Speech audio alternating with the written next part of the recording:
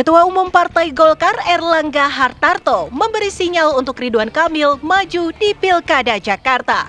Sementara di Jawa Barat, Golkar memberi dukungan kepada politikus Gerindra Deddy Mulyadi. Partai Keadilan Sejahtera atau PKS resmi mengusung Bobi Nasution di Pilkada Sumatera Utara. Setelah Presiden PKS Ahmad Saiku secara resmi menyerahkan surat rekomendasi ke pasangan bakal calon gubernur dan bakal calon wakil gubernur Sumatera Utara Bobi Nasution dan Surya.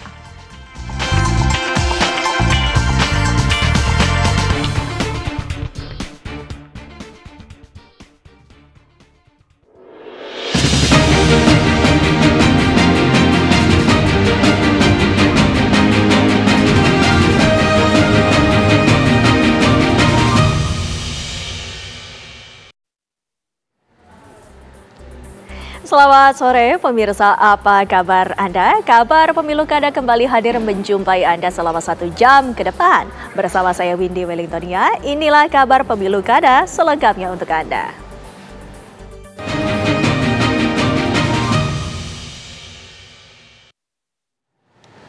Pemirsa, Ketua Umum Partai Golkar Erlangga Hartarto memberi isyarat dukungan kepada Ridwan Kamil untuk maju di Pilkada Jakarta. Sinyal ini kian menguat setelah Golkar memutuskan dukungan kepada Deddy Mulyadi untuk berlaga di pemilihan Gubernur Jawa Barat.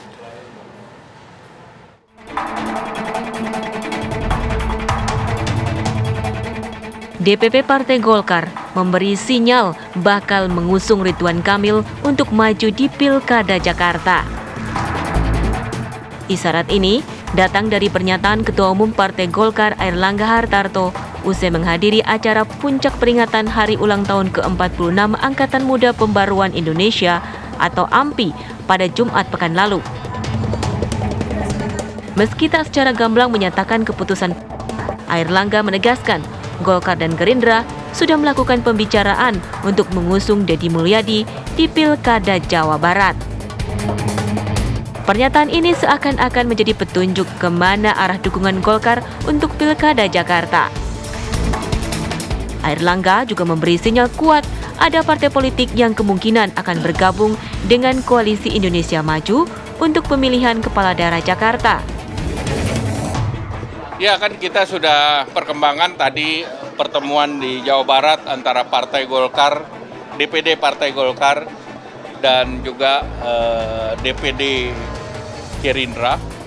Kemudian ada juga pertemuan antara calon gubernur Jawa Barat, Saudara Deddy Mulyadi, dengan pengurus Golkar juga, antara lain Wakil Ketua Pak Ade Ginanjar. Jadi pembicaraan sudah sampai sana.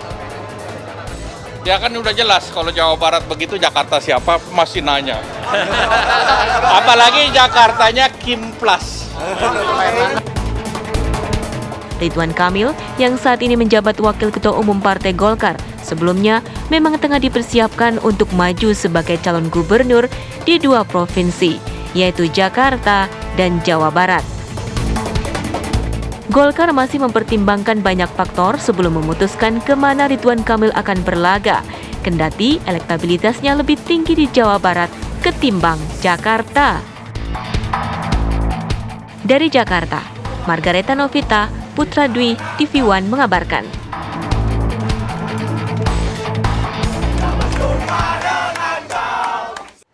Ketua Umum Partai Golkar Erlangga Hartarto buka suara soal situasi politik jelang kontestasi Pilkada 2024. Erlangga memberikan alasannya mendukung Deddy Mulyadi di Jawa Barat dan memberi sinyal dukungan kepada Ridwan Kamil maju di Pilgub Jakarta. Namun Erlangga tidak memberikan kepastian kapan deklarasi resmi akan dilakukan. On the way to DKI. Kenapa? Apa yang dimaksud Kim Plus itu apa aja, Pak? Apanya? Kim plus partai lain.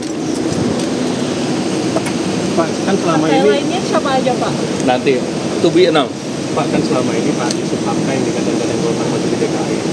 Kemudian belakangan pada Mulyadi akan maju di Jabar dan akhirnya Pak RK katanya diusulkan ke Jakarta. Lantas Yusuf Hamka bakal lagi. Ya nanti kita lihat. Ya, terima kasih. Kapan Pak pengumumannya, Pak? Wah, itu Kapan Pak diumumkannya, Pak? sebelum tanggal 27. Terima kasih. Sebelum tanggal.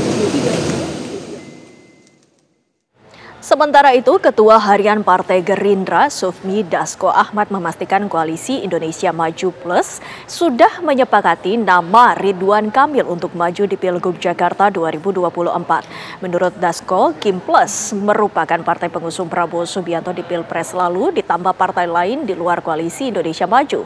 Kim Plus akan menyampaikan nama calon wakil gubernur pendamping Ridwan Kamil dalam 1 hingga 2 hari ke depan. Penyampaian nama calon bukan dalam rangka deklarasi pilkada, melainkan hanya melakukan sinkronisasi dengan partai yang tergabung dalam Kim Plus. Dasko juga memastikan ada lebih dari 1 partai yang akan bergabung dengan Koalisi Indonesia Maju. Insya Allah di Kim Plus sudah muncul 1 nama, yaitu Ridwan Kamil untuk Pilkada DKI Jakarta. Untuk wakilnya masih dibicarakan atau gimana? Untuk wakilnya nanti mungkin sehari 2 hari kita akan sampaikan ke media. Om, boleh dijelaskan Kim Plus ini plusnya siapa aja? Sama, nanti sehari 2 hari baru kita sampaikan plusnya siapa aja. Artinya sehari 2 hari ini deklarasi ya Pak? Sehari 2 hari ini dalam rangka Deklarasi. bukan, kita melakukan sinkronisasi dengan partai Kim dan plusnya. Plusnya lebih dari 1. Bang Dasko, apakah plusnya ini Nasdem atau PKS atau? Ya nanti sehari 2 hari kan ketahuan hasil sinkronisasinya. Yang nggak ada tukar guling, yang ada bagaimana menyinkronkan Kim dan plusnya untuk membangun Indonesia yang lebih maju ke depan. Dan di daerah khusus Jakarta. Masuknya nama Ridwan Kamil dalam bursa calon akan membuat peta pertarungan politik di Pilkada Jakarta semakin menarik. Sebelumnya hanya ada nama Anies Baswedan yang sudah resmi dideklarasikan maju di Pilgub Jakarta. Dukungan Golkar kepada Deddy Mulyadi di Pilgub Jawa Barat menghasilkan satu kesimpulan yang hampir pasti, yakni Ridwan Kamil akan berlaga di Pilkada DKI Jakarta. Dan tentunya DKI Jakarta akan menghasilkan satu konsensus untuk Koalisi Indonesia Maju dan menambah 2 atau 3 partai lain sehingga menghasilkan nama Kim Plus. Dan tentunya Pilkada DKI akan semakin menarik karena kehadiran Ridwan Kamil di Jakarta.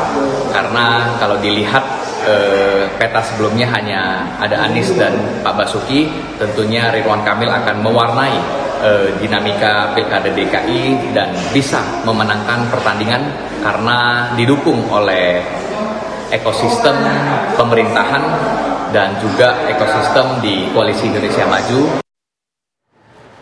Peluang Yusuf Hamka untuk maju di Pilgub Jakarta diperkirakan kandas setelah Partai Golkar memberi sinyal mendukung Ridwan Kamil di Pilgub Jakarta. Sebelumnya Yusuf Hamka sudah mendapatkan rekomendasi Partai Golkar untuk maju sebagai bakal calon gubernur atau bakal calon wakil gubernur Jakarta. Mantan Gubernur Jakarta Basuki Cahayapurnama atau Ahok mengomentari potensi masuknya Ridwan Kamil ke bursa Gubernur Jakarta. Jika Koalisi Indonesia Maju memutuskan hal tersebut, maka otomatis membuat peluang Yusuf Hamka untuk maju di Pilgub Jakarta bakal kandas.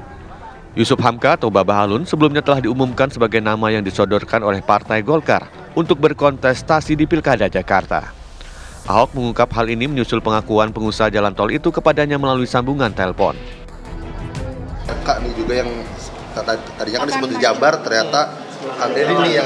Nah, itu kan artinya Kim Plusnya luar biasa dong. Saya kira ini luar biasa kan, karena hitungan orang waktu itu katanya, saya nggak tahu lah,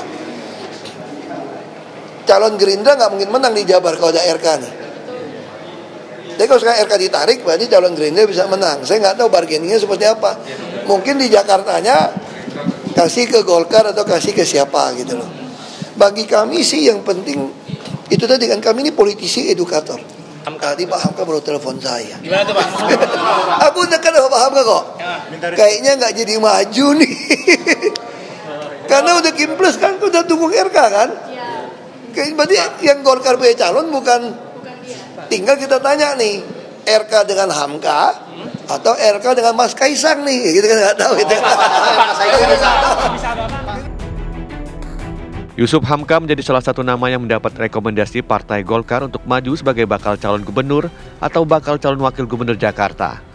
Yusuf Hamka bahkan sempat ditawarkan partai berlambang pohon beringin itu untuk berpasangan dengan putra bungsu Jokowi, Kaisang Pangarep jika maju di Pilkada Jakarta. Dari Jakarta, tim TV One mengabarkan. PDI Perjuangan terus melakukan komunikasi politik dengan sejumlah partai untuk menentukan calon yang akan diusung di Pilkada Jakarta. Partai berlambang banteng moncong putih tersebut memastikan tidak ada kotak kosong di Pilgub Jakarta.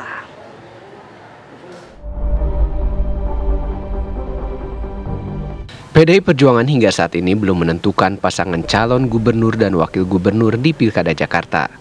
PDIP masih terus melakukan komunikasi politik dengan sejumlah partai untuk membangun kerjasama. Sekjen PDI Perjuangan Hasto Kristianto memastikan bahwa Pilkada di Jakarta tidak akan melawan kota kosong.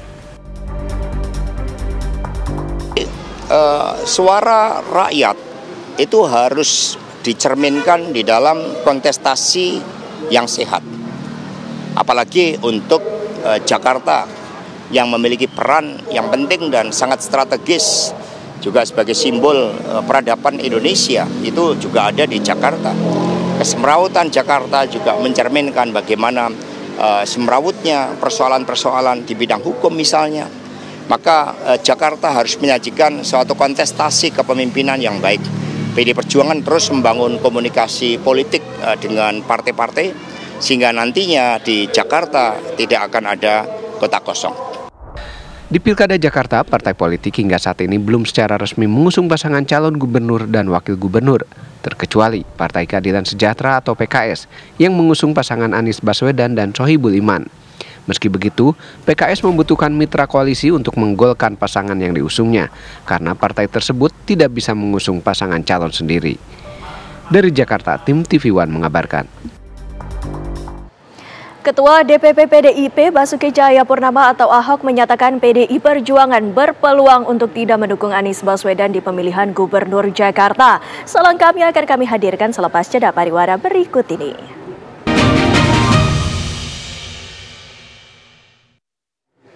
Nama Anies Baswedan kembali memuncaki tingkat popularitas untuk Pilkada Jakarta. Kali ini nama Anies ada di posisi pertama dalam survei digital di media sosial yang dirangkum sejak bulan April hingga pertengahan Juli lalu.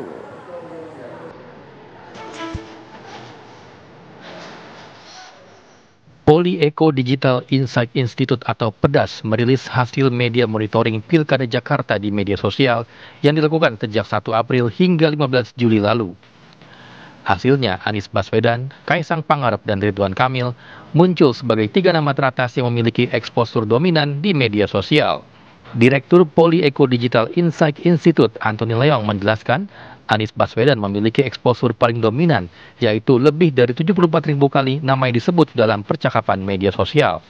Dari jumlah itu, sebanyak 51.000 percakapan merupakan sentimen positif, sementara sisanya sentimen negatif dan netral.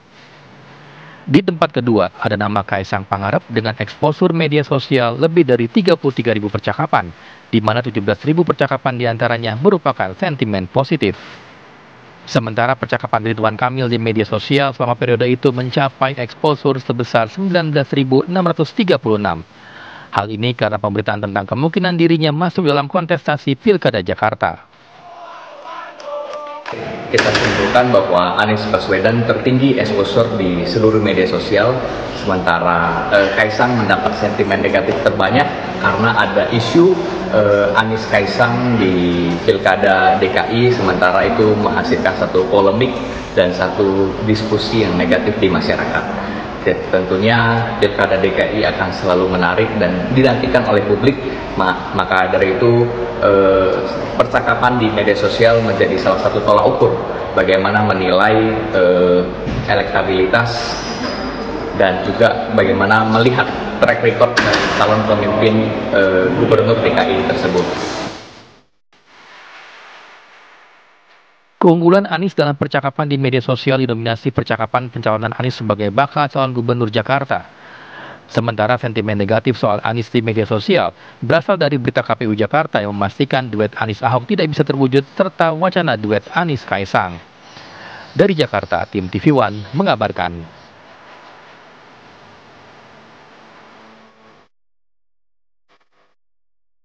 Ketua DPP PDIP Basuki Cahayapurnama atau Ahok menyatakan PDI Perjuangan berpeluang untuk tidak mendukung Anies Baswedan di pemilihan Gubernur Jakarta.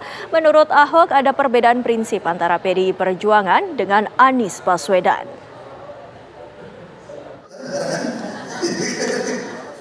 Politikus PDI Perjuangan Basuki Cahayapurnama alias Ahok menyatakan PDIP kecil kemungkinan mendukung Anies Baswedan untuk maju di Pilkada Jakarta. Ahok menilai ada perbedaan prinsip antara PDIP dan Anies Baswedan. Ketua DPP PDIP tersebut juga menyebut pernyataannya itu bukanlah keputusan final PDIP. Secara prinsip partai PDI Perjuangan itu kayak saya gitu kan, kalau mau bisnis mesti ada pakai nurani, kalau mau berpolitik ada prinsip. Nah saya kira secara prinsip sulit PDI Perjuangan untuk mendukung seorang Pak Anies. Secara prinsip ya. Alasannya?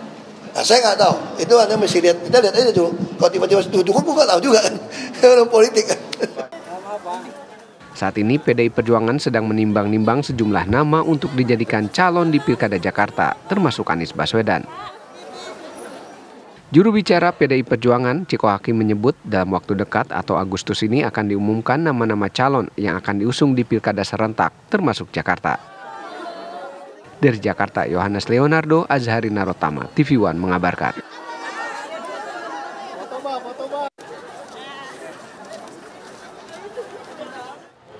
Permintaan maaf Presiden Joko Widodo menjelang masa akhir jabatannya ditanggapi beragam oleh berbagai pihak. PDI Perjuangan selaku partai yang mengusung Jokowi di Pilpres 2014 dan 2019 dengan tegas menyatakan jika Jokowi seharusnya mempertanggungjawabkan kebijakannya terlebih dahulu. Sementara pengamat politik menilai permintaan maaf Jokowi hanyalah sebuah pencitraan.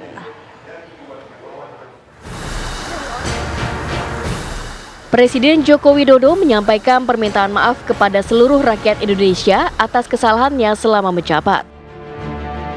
Kepala negara menyampaikan permintaan maaf ini dalam sambutan acara zikir dan doa kebangsaan di Istana Merdeka, Jakarta, Kamis pekan lalu. Izinkanlah saya dan Profesor Kiai Haji Ma'ruf Amin ingin memohon maaf yang sedalam-dalamnya atas segala salah dan kilap selama ini, khususnya selama kami berdua menjalankan amanah sebagai Presiden Republik Indonesia dan sebagai Wakil Presiden Republik Indonesia. Kami sangat menyadari bahwa sebagai manusia kami tidak mungkin dapat menyenangkan semua pihak. Permintaan maaf tersebut kemudian mendapat tanggapan beragam dari berbagai pihak. Pengamat politik dari BRIN, Siti Zuhro menilai permintaan maaf Presiden di acara zikir menjadi kontroversi dan dinilai sebagai politik pencitraan menjelang akhir jabatan. Pertanggungjawabannya atau public accountability tadi itu harus dilakukan secara proper, tidak asal tempat. Biasanya pada tanggal 16 Agustus, Presiden menyampaikan pidato kenegaraannya di depan wakil rakyat di Senayan. Pernyataan permintaan maaf Presiden dalam acara zikir memunculkan sekali lagi kontroversi karena hal tersebut oleh publik dinilai hanya politik pencitraan belaka untuk mengundang simpati dan empati kepada Pak Jokowi yang sedang menyongsong purna baktinya Oktober nanti. Pengamat politik lain, Adi Praetno, memiliki analisis berbeda. Menurutnya, permintaan maaf Jokowi itu sengaja dilakukan untuk melihat siapa yang masih menjadi pendukung Presiden dan pihak mana yang menjadi oposisi. Bahkan PDIP tanpa canggung mengkritik Jokowi sebagai sosok yang menjadi biang kerok dalam persoalan-persoalan serius di negara ini, persoalan hukum, persoalan demokrasi, persoalan ekonomi, dan seterusnya. Tapi bagi pendukung Jokowi, tentu saja sikap Jokowi ini diapresiasi, sekalipun dianggap sukses, kinerjanya dianggap memuaskan bagi seluruh rakyat Indonesia, tapi Jokowi masih mau mengakui bahwa masih banyak persoalan-persoalan di negara ini yang belum bisa tuntas secara maksimal. Jadi pernyataan Jokowi ini justru membelah dan sangat kelihatan sebenarnya siapa yang berada di pihak oposisi dan siapa yang berada di barisan Pak Jokowi. Salah satu partai yang mengkritisi permintaan maaf dari Jokowi adalah PDI Perjuangan. Sekjen PDI Perjuangan Hasto Kristianto mengingatkan bahwa seluruh kebijakan Presiden Jokowi mesti dipertanggungjawabkan, bukan malah langsung menyampaikan permintaan maaf kepada rakyat.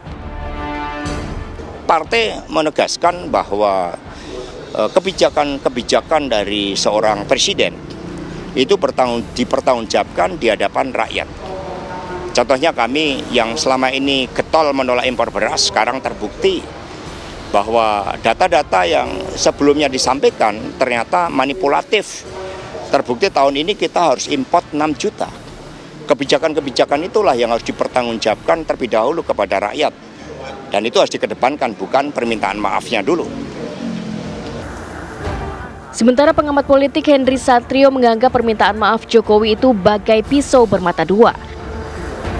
Menurutnya ucapan maaf itu bisa untuk kebijakannya yang telah lalu atau kebijakan di sisa masa jabatan. Secara komunikasi, Pak Jokowi ini kan kadang-kadang sen kiri belok kanan ya. Nah ini tuh dia minta maaf untuk yang lalu atau untuk yang masa depan juga. Untuk yang masa depan tuh artinya nih dia minta maaf karena akan ada kebijakan-kebijakan yang akan dia lakukan dan mungkin juga merugikan gitu ya. Nah ini kan menurut saya bisa bermata dua juga nih kalau Pak Jokowi. Tapi ya sekali lagi sebagai manusia pasti dimaafkan, apalagi rakyat Indonesia kan mudah memaafkan. Dimaafkan atau tidak, pengamat menilai rakyat memiliki catatan tentang berbagai macam kebijakan Presiden Jokowi selama menjabat. Dari Jakarta, tim TV One mengabarkan. Partai Keadilan Sejahtera atau PKS resmi mengusung Bobi Nasution di Pilgub Sumatera Utara. Kabar tersebut akan kami hadirkan beserta kabar-kabar lainnya sesaat lagi.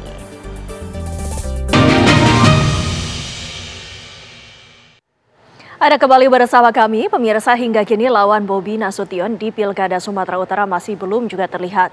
PDI Perjuangan belum memastikan akan mengusung Edi Rahmayadi sebagai calonnya di Pilkada Sumatera Utara.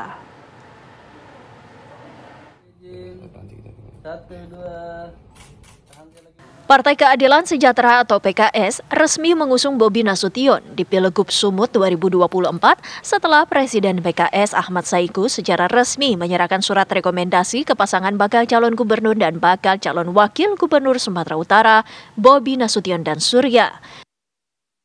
Dengan rekomendasi dari PKS, semakin bertambah dukungan terhadap Bobi Nasution pada ajang kontestasi pilkada mendatang yang sebelumnya sudah didukung oleh Koalisi Indonesia Maju serta Nasdem dan PKB. Menanggapi dukungan dari PKS, Bobi Nasution menyebut PKS memiliki kesamaan pandangan dengan dirinya. Kita komunikasi dengan PKS, kita sampaikan pandangan kita terhadap Sumatera Utara. Alhamdulillah pandangan dari kami, dari saya dan seluruh tim untuk Sumatera Utara ini sejalan juga dengan pandangan PKS. Sementara itu, Sekjen PDIP Hasto Kristianto menegaskan partainya akan segera menentukan sikap di pilkada baik di tingkat provinsi, kabupaten, dan kota, termasuk di Sumatera Utara. Pernyataan Hasto disampaikan saat menghadiri konsolidasi persiapan pemenangan pilkada serentak, khususnya di Provinsi Riau. Dalam acara ini juga dihadiri mantan Gubernur Sumatera Utara Edi Rahmayadi yang digadang-gadang dipersiapkan untuk melawan mantu Presiden di pilkada Sumatera Utara. Pak Edi Rahmayadi hadir di sini. Apakah sinyal memang sudah kita putuskan untuk ya, Pak Edi? Beliau kan juga hadir di acara perkawinan anak dari Mas Suryadi. Nah, beliau rupanya membaca sejarah perjuangan pilih perjuangan sehingga Mas Suryadi Kusna ini yang menjadi bagian dari tokoh perjuangan partai itu beliau datang. Pak, di Sumut sendiri PDIP menyiapkan siapa, Pak? PDIP sendiri menyiapkan apa di Sumut untuk melawan mantu Presiden, Pak? Yang lain nanti ditanya. Hingga kini PDIP masih terus melihat perkembangan politik dan aspirasi suara arus bawah untuk menentukan siapa calon yang akan diusung PDIP. Tim TV One mengabarkan. Wali Kota Medan Bobi Nasution memberikan respon terkait istilah Blok Medan yang muncul dalam sidang perkara dugaan suap dan gratifikasi mantan Gubernur Maluku Utara Abdul Ghani Kasuba. Bobi mengatakan menghormati apa yang muncul di persidangan.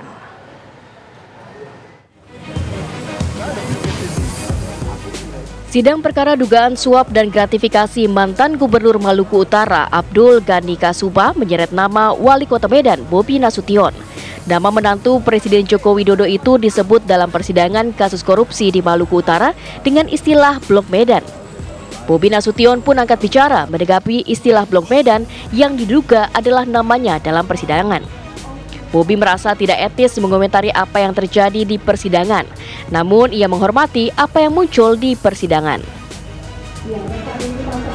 Pokoknya saya itu kan hasil sidang ya, hasil sidang. Saya rasa kalau untuk dikomentari dalam seperti ini saya nggak etis. Silakan saja di persidangan, apapun yang disebutkan saya ikut saja di persidangan. Ya. Terima kasih Pak. Sebelumnya dalam sidang dugaan korupsi tersebut terungkap bahwa istilah Blok Medan sering digunakan oleh Abdul Ghani Kasuba untuk menggambarkan pengurusan izin usaha pertambangan di Maluku Utara. Sementara saksi Suryanto Andili dalam kesaksiannya di persidangan menyebut bahwa Blok Medan merujuk pada nama Bobi Nasution, Wali Kota Medan. Dari Medan, Sumatera Utara, Heri Kiswanto, TV One mengabarkan.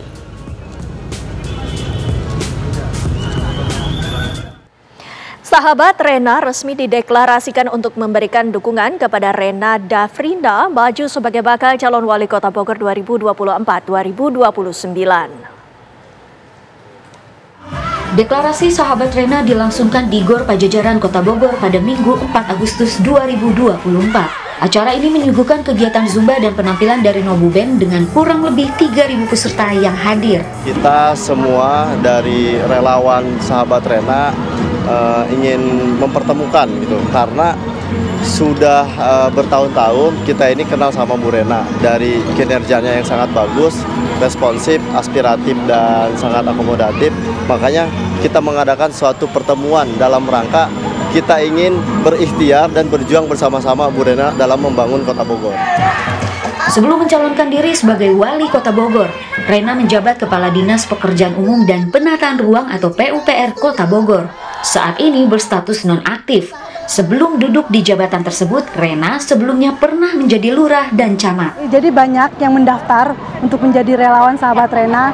Nah, hari ini kita mendeklarasikan bahwa sahabat Rena itu sebenarnya ada dan nyata dan siap berjuang mendukung untuk saya maju di Pilkada. Alhamdulillah luar biasa, di luar bayangan saya. Ternyata mereka sangat antusias, mereka sangat apresiasi dengan apa yang sudah saya lakukan untuk mengabdi di Kota Bogor. Intinya kita sudah satukan tekad, kita membentuk, menghimpun suara-suara relawan dari 6 kecamatan yang ada di Kota Bogor ini untuk bergabung bersama-sama, berjuang bersama-sama untuk mengawal perjuangan saya hingga nanti ke depan. Insya Allah perjuangan kita ini akan terasa sangat sulit, pasti mengalami hambatan, rintangan, segala macam, tapi kita harus yakin bahwa kita bisa, tapi kita bekerja dengan hati dan kita bekerja dengan ikhlas. Insya Allah semua niat baik itu akan bisa tercapai. Dengan adanya langkah ini, sahabat Rena berharap masyarakat akan lebih dekat dengan Rena Dafrina.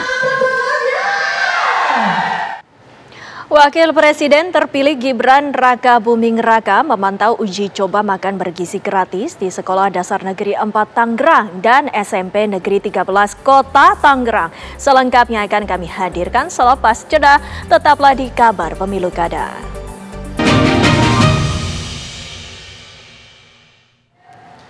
Pemirsa, Wakil Presiden terpilih Gibran Raka Buming Raka memantau uji coba makan bergizi gratis di Sekolah Dasar Negeri 4 Tangerang dan SMP Negeri 13 Kota Tangerang.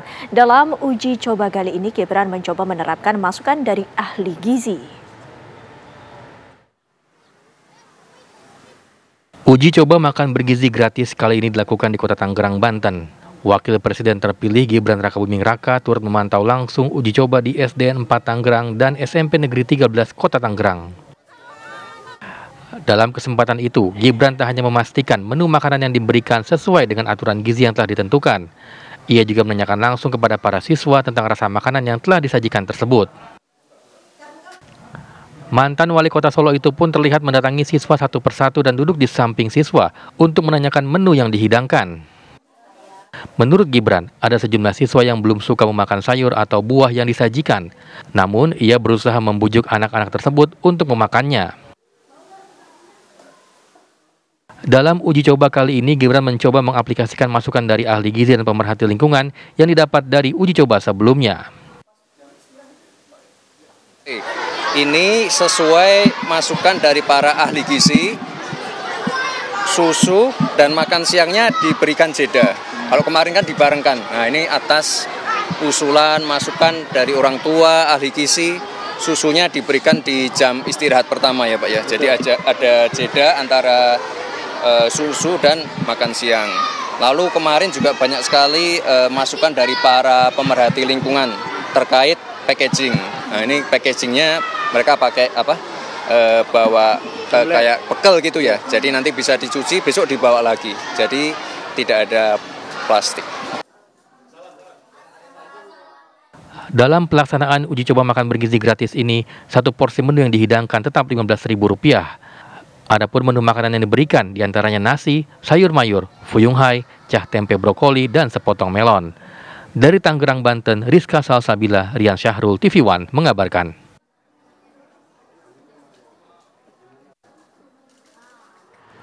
Anies Baswedan bertemu Yusuf Hamka saat berada di Hari Bebas Kendaraan di kawasan Sudirman, Bundaran HI Jakarta. Anies menyatakan pertemuan tersebut terjadi tanpa disengaja.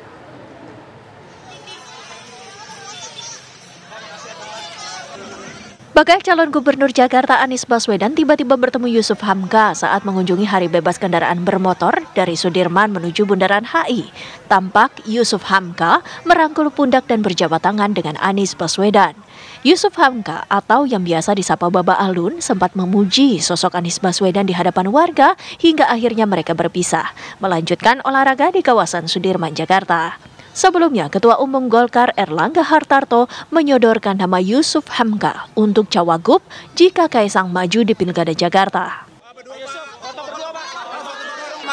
Ingat deh, orang baik, orang mana?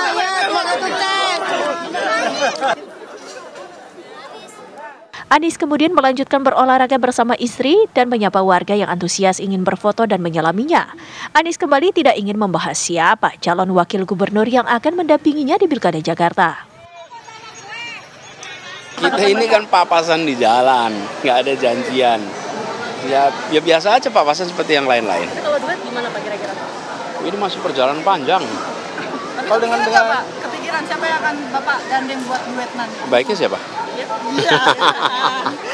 Kalau dengan Kaisang dengan Mas pokoknya kita gini, buat saya selalu bilang persoalan pilkada ini bukan hanya tentang siapa yang berada di dalam proses pilkadanya, tapi apa agenda utamanya. Namun, untuk kriteria Cawagup harus memiliki visi yang sama untuk mengelola kota Jakarta menjadi kota yang modern dan berpihak kepada rakyat Jakarta. Anies menegaskan lebih menginginkan pembahasan terkait persoalan dan bagaimana mengatasi permasalahan yang terjadi di Jakarta. Dari Jakarta, Leo Chandra, Junedi, TV One mengabarkan.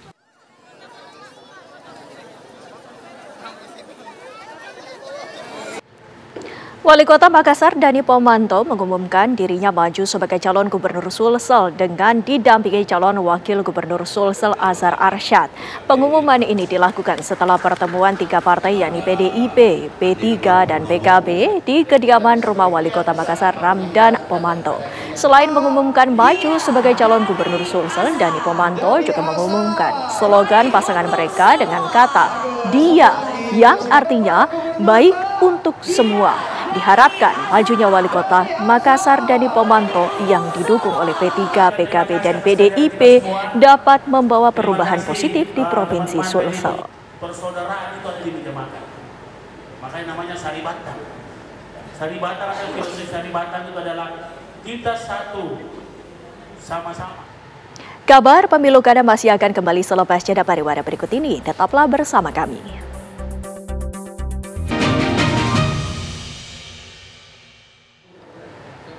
Istana mengundang para mantan presiden untuk hadir dalam upacara peringatan kemerdekaan Republik Indonesia di Ibu Kota Nusantara. Sekjen PDI Perjuangan Hasto Kristianto menyatakan telah menerima undangan untuk Presiden kelima RI Megawati Soekarno Putri.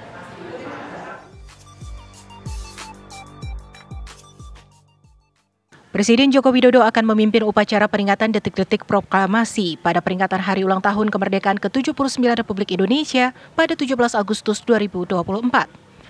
Upacara nantinya digelar di halaman Istana Negara di Ibu Kota Nusantara, Kalimantan Timur. Menteri Sekretaris Negara Pratikno menyatakan para presiden terdahulu diundang untuk hadir dalam upacara di IKN. Jadi untuk mantan presiden, rencananya kami undang untuk upacara di IKN bersama dengan Bapak Presiden. Tentu saja kalau ada hal-hal yang menyulitkan, tentu saja kami juga terbuka kalau beliau-beliau juga tidak hadir di IKN tapi hadirnya di Jakarta. Jadi sementara rencananya begitu, sementara mantan Wakil Presiden diundangnya di Jakarta. Sekjen PDI Perjuangan Hasto Kristianto menyatakan sudah menerima undangan untuk Presiden kelima Republik Indonesia yang juga Ketua Umum PDI Perjuangan, Megawati Soekarno Putri. Megawati datang nggak Pak ke 17 Agustus di IKN Pak? Nanti. Ya undangan sudah diterima. Ya. Undangan sudah diterima Pak. Upacara detik-detik proklamasi kemerdekaan akan dilaksanakan di dua lokasi, yaitu halaman Istana Negara IKN dan Istana Merdeka, Jakarta. Tim TV One mengabarkan. Fenomena perang baliho para kandidat calon wali kota wakil wali kota mulai bertebaran di sejumlah titik di kota Yogyakarta. Fenomena perang baliho para kandidat marak di sejumlah titik diantaranya di simpang Jalan Raya Lowanu, Jalan Kusuma Negara, hingga simpang Jalan Hayam Wuruk. Komisi Pemilihan Umum Kota Yogyakarta memberikan apresiasi, namun pihaknya meminta agar pemasangan baliho sesuai regulasi, menaati aturan, dan tertib dengan membayar pajak. Pemasangan baliho juga diimbau mengedepankan estetika, memperhatikan lokasi dan ukuran agar tidak mengganggu kenyamanan.